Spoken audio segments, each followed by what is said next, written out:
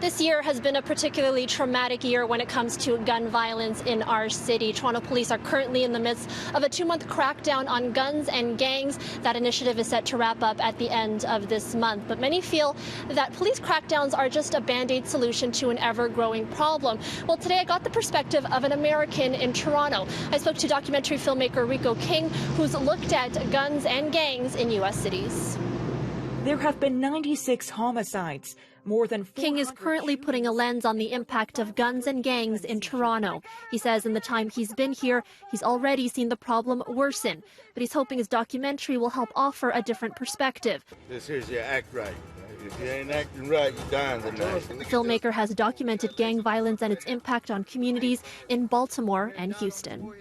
Why our city? Well, I feel like nobody knows it exists over here.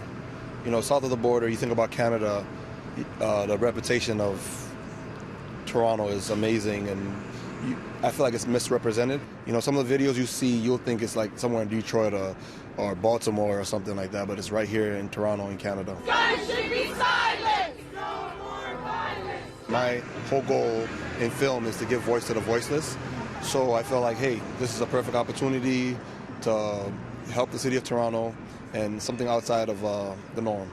King has spent almost a year in Toronto interviewing people from all sides, victims, family members, gang members, convicted felons, and police. He says there's a desperate need to fix the relationship between police and community members, and adds that gun violence should be treated from a mental health perspective.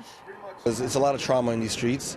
From a young age, I've interviewed people from who've lived in Jane and Finch, Rexdale, Regent Park, Scarborough from the 80s, 90s, and 2000s. These people are walking around with gunshot wounds, problems, revenge, anger, confusion.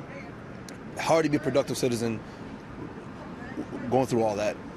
As of Tuesday, there have been at least 30 deaths this year due to gun violence in Toronto. In Baltimore, a city of just over 600,000, there have been more than 200. King says though the numbers differ, the human impact remains the same. It's the exact same story.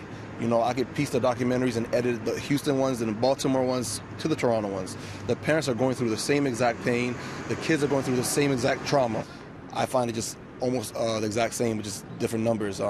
And hopefully Toronto won't get to a point where the numbers are reflecting the same.